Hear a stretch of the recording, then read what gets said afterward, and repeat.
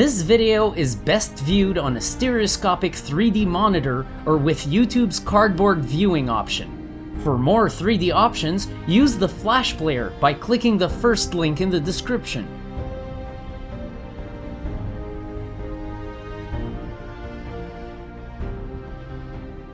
Welcome to Stereo 3D Productions and this VorpX guide for Fallout 4.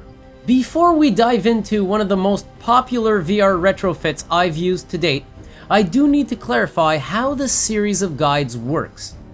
The series began with the VorpX Universal Guide, which I highly recommend watching before getting into this game's setup. The Universal Guide sort of serves as this series' foundation, and thus covers a lot of elements I may not expand on during this tutorial. You'll find a link to the Universal Guide along with another one to this series playlist at the top of this video's description. Fallout 4 and VorpX. Now, a few people have asked me recently to demonstrate my configuration procedure, at least to show how to set it up. And even though I've done this in the past, I could go ahead and link these people to the old video and just walk away. The procedure has changed somewhat. Now, here's some good news, and not just for you, but for me too, because this is going to make this whole thing much shorter than it used to be. Regardless of if you have an Oculus Rift or an HTC VIVE, this setup procedure will apply. It's pretty much uniform now, thanks to DirectVR, which I'll demonstrate later in the procedure. So here we go. Every time I do one of these, I pretend as if we were going to install the game from scratch. We never played Fallout 4, we're a happy customer who's just purchased it, and we're in the process of installing it and we're running it for the first time. That's going to be the angle we're going to take here so that we can cover everything from A to Z. The first time you run Fallout 4 in 2D without any VR enabled, use the launcher options to set your graphics. Ignore resolution, we'll be taking care of that later. For now, let's focus on quality. Click on the Advanced button under Detail. We are definitely not going to be using any presets. With this game, be careful with the shadows. You'll be making the game render a lot of stuff for nothing, given we'll have to disable part of the shadows later on in the setup, and thus it really isn't of much use to put them on high. Turn ambient occlusion off completely, as this effect is worthless for this game. Set depth of field on low. This effect heavily damages distant detail and blurs the horizon to crap in VR, but the option itself cannot be turned off. I'll show you a trick to kill off depth of field without messing up the game later on. Uncheck all the effects at the bottom. Those are incredibly expensive and may even render wrong in VR. For the rest, just take care not to overdo it. With a high-end GPU, most of the options should be on medium like I have it for my GTX 1080. The sliders are a bit more ambiguous. Most of these values won't necessarily bring an older GPU like a 970 to its knees, so the middle is a good starting point. Be careful that when you approach the high end of these sliders, the demand on performance can suddenly increase exponentially. For these kinds of values, I left mine around medium to get an initial balance, and then took an extra step. I later edited level of detail values in the INI files manually. If you want to take on such a task, it's a lengthy one, but it pays off with good visuals and performance, consult the S.T.E.P project wiki on Fallout 4, which will tell you what each value in the INI files do, thus allowing you to adjust your levels of detail without having to guess. I'll be providing a link to that wiki page in the description of this video. In my case, I heavily edited the middle level of detail, as I found the game's stock settings had that brackets range much too low, and some settings within it were inefficiently high, meaning they slowed performance without providing much visual payoff. I finally found a balance that looks almost indiscernible from a stock high-quality setting, but with much better performance. The anti-aliasing should be off if you plan on running at the higher resolutions, but it should remain on FXAA if you plan on playing at 1280 by 1024. Resolution settings will be covered next. Now, we're going to hit the OK buttons on these windows and quit the game. You don't necessarily have to launch the game, I mean do if you want to, but going through the launcher and configuring options should have taken care of what we needed. Make sure that from this point on you don't use the launcher's graphics options menu anymore. If you make any changes through it, some of the settings we'll be forcing in at the next step may revert, and you'll have to repeat the whole process again. I've personally found it way more convenient to directly edit the game's configuration files to do any subsequent graphics settings changes from this point on. So the next step is to open the VorpX Settings Optimizer. There's a new feature in VorpX that should theoretically not require this step, but we'll go ahead and do it anyways. The reason why I want to do this step is we're going to have some pretty decent fallback values should our DirectVR ever fail. So the values we want to put in here is obviously you want to leave the resolution and all those config changes option checked, and you also want to put a field of view value of 125. So you're going to type 125 in that box and leave the resolution default. Hit optimize settings, and that will be applied to your Fallout 4 configuration file. Alright, so now it's time to go ahead and break open the Fallout 4 configuration file itself. We're going to have a couple of manual changes to make in order for this to work reliably. So I'm going to have you locate your Fallout 4 prefs.ini file. I'm going to show on the screen right now the typical path to that file. Go ahead and open it. And we're going to have a couple of things to look at. The first thing you want to take a look at is the flags for the windowed mode.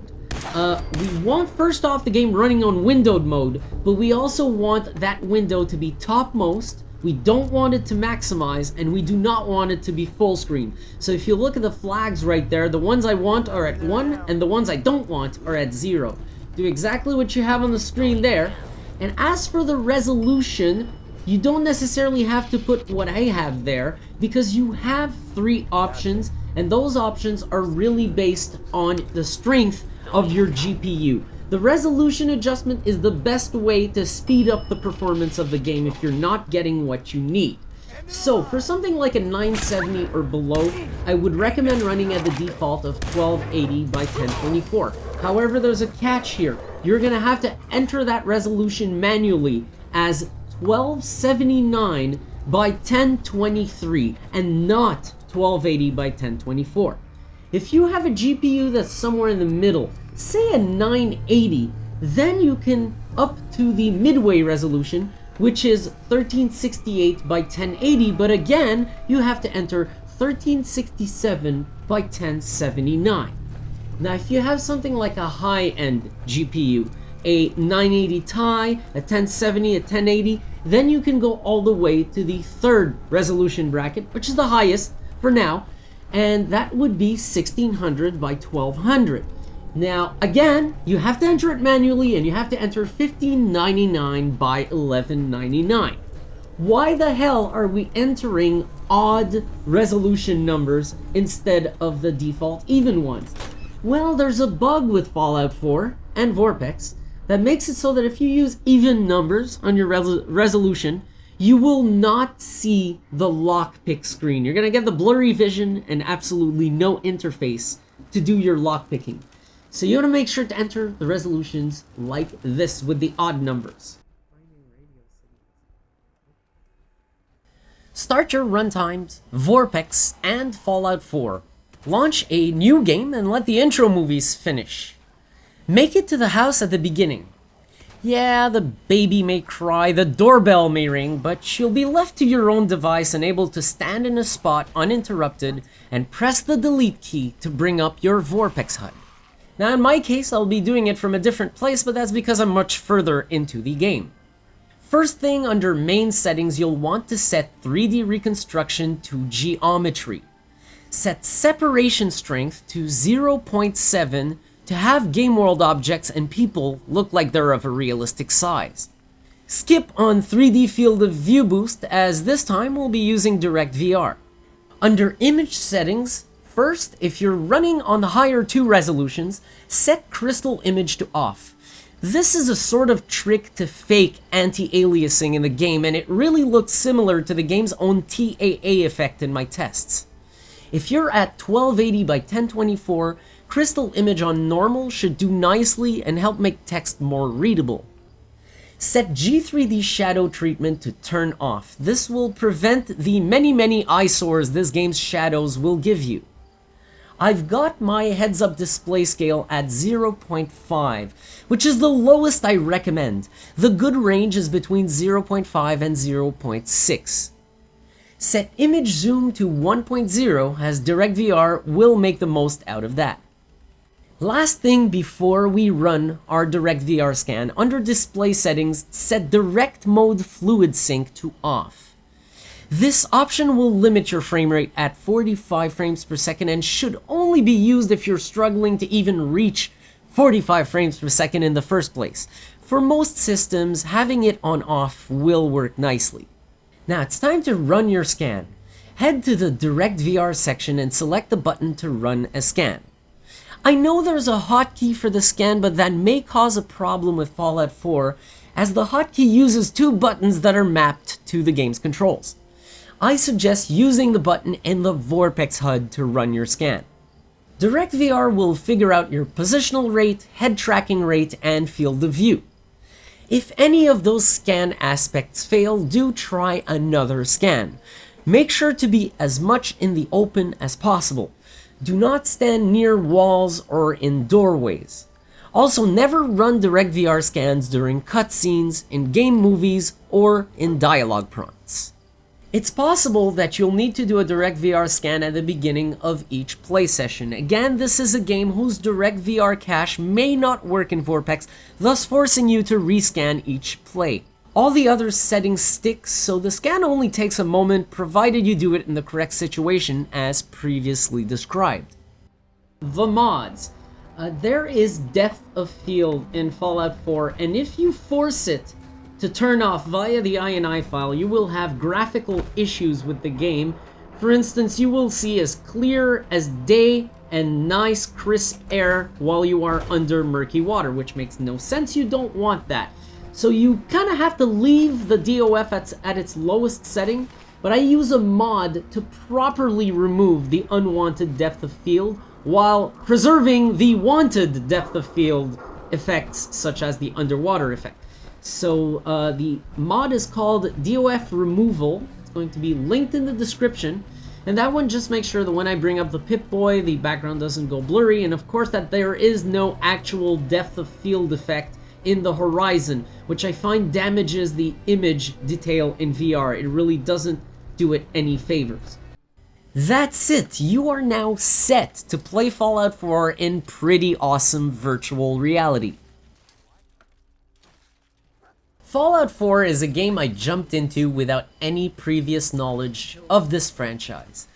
Yeah, I knew a few things about it before, mostly that this game was too RPG for me, and while it appeared to parade in the disguise of a first-person shooter, the reliance on VATS is something that to me turned combat into a boring tabletop card game. When I saw that Fallout 4 may well have less reliance on these elements, behaving a lot more like a true first-person shooter, I finally found myself interested in jumping into that crazy game universe. The game did a number on me.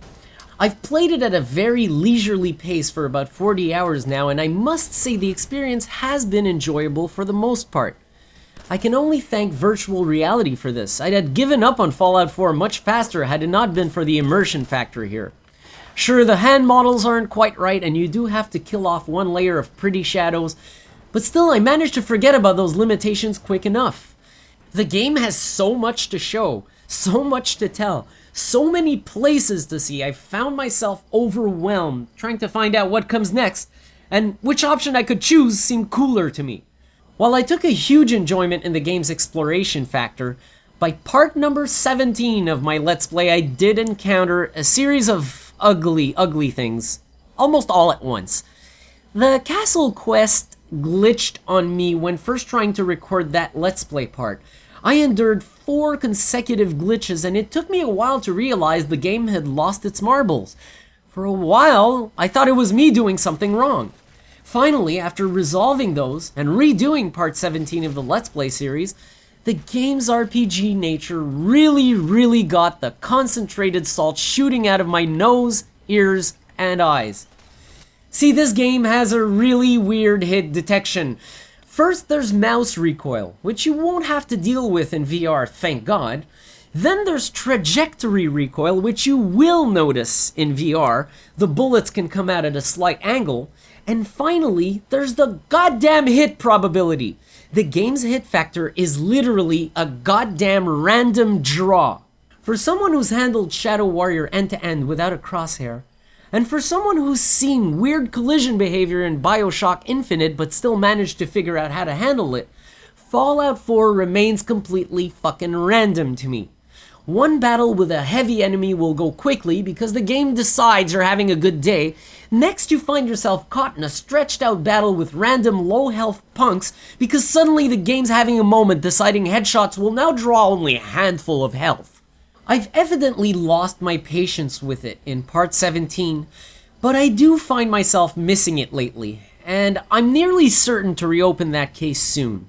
I was fond of the exploration, the game world, the amazing weather patterns, the strange characters, the lore. For the most part, this game was really drawing me in. Heck, I've enjoyed a majority of the combat, even considering the issues. It's only in the parts where the enemies get much tougher while you're still in the lower skill levels that you really notice this game's absolutely dissident hit detection mechanics. Look for me to return to our good old post-nuclear apocalyptic Boston soon. Who knows, maybe we'll go fishing for lobster we probably shouldn't be eating. The vScore is now our standard for rating how a game will run in virtual reality using VorpX. The score is on a scale of 100 and is based on 9 criteria.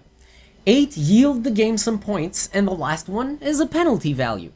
The criteria are: first, the fixed points values where a game is given all or nothing for each. Acceptable 3D method and proper geometry 3D. Stereoscopic 3D is important for virtual reality. In fact, it's an integral part of it. Having some means of running in 3D goes for 30 points, and being able to use geometry 3D, which provides authentic stereoscopic 3D, lands an additional 15 points. Fallout 4 scores on both of these. Proper head tracking. Head tracking that goes all over the place isn't fun, is it? So this is worth 15 points. This value would have landed the game all the points with or without DirectVR. Fallout 4's always done really well in this department. Second, the variable criteria, where the amount of points can be adjusted for each item. Sufficient field of view.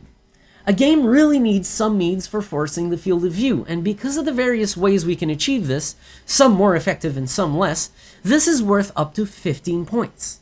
With DirectVR, unless something is busted, the field of view is perfect. 15 points for Fallout 4.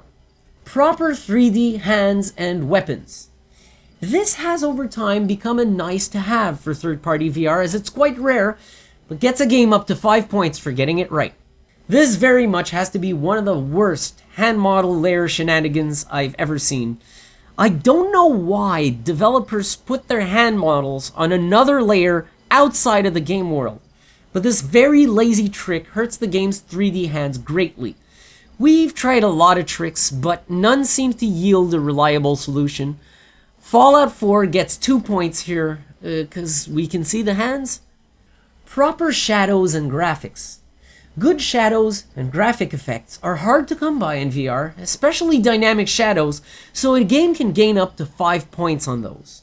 Here we have to kill off a shadow layer, which is not good to begin with, but worse, the developers of this game thought putting weather effects in the same lazy manner as their hand weapon models would be cool, so rain and other particulate effects will not have any depth. Yay! The game does get 3 out of 5 here because in the end the visuals have been enjoyable for me overall. Proper user interface and heads-up display. Being able to see your health, ammo count, and such is a plus, isn't it? Up to 5 points for how a game handles a heads-up display. Yeah, this goddamn HUD. I don't know why they did this to their game, but Fallout 4's Power Armor HUD is not the same as the standard HUD. Look, the standard HUD works great. I mean, it might sometimes have sections hard to read, but for the most part, it's super clear and responds well to the VorpX HUD scale setting. The Power Armor HUD, however, is terrible. It's so off from the game's settings that even the 2D mirror image on your desktop will have the health meter cropped off.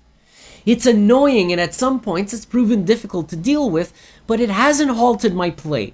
2 points here for slight effort. Direct VR bonus. Direct VR makes the process of setting up a game much easier and often delivers perfect head tracking. Based on how a game supports it, it can get up to 10 points in bonus. Direct VR is a hell of a time saver with Fallout 4, works great, and hasn't introduced any new issues, so 10 points here. And last, the penalty value. The penalty criteria exists to offset a game's score due to glitches or major issues. Up to 10 points can be withdrawn. Now, even though I demonstrated it in this guide, I think having to use odd resolution numbers to avoid a portion of a user interface from going invisible is a stupid thing. I withdraw 1 point from Fallout 4 for having us deal with such shenanigans during our configuration. The vScore for Fallout 4 is 91. Now, this is a strong score, but for a direct VR game, it could be much higher, given most of the points are lost for ridiculous things like very lazy in-game graphics layers for the hand models and weather, shadows that don't respond to 3D injection, and the inexplicably stupid Power Armor heads-up display. This obviously goes without saying that a game with a vScore of 91 is highly worth playing in virtual reality. Look for me to eventually return to this game. In the meantime, my Let's Play series is up on the channel and you can follow me through my experience in that.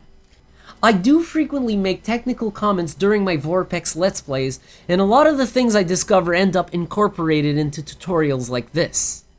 That's it for Fallout 4 in virtual reality using VorpX. Hopefully this tutorial puts you on the right track until Bethesda finally deliver on the VR version, which will evidently have little to no issues running in VR in the first place. Until then, I've personally found this to be an excellent alternative. And being I'm no big fan of room-scale VR, I'm happy this option exists, ensuring I'll always preserve the possibility of playing seated with mouse and keyboard, my favorite way of doing VR. Until next time, thanks for watching, and I'll see you soon.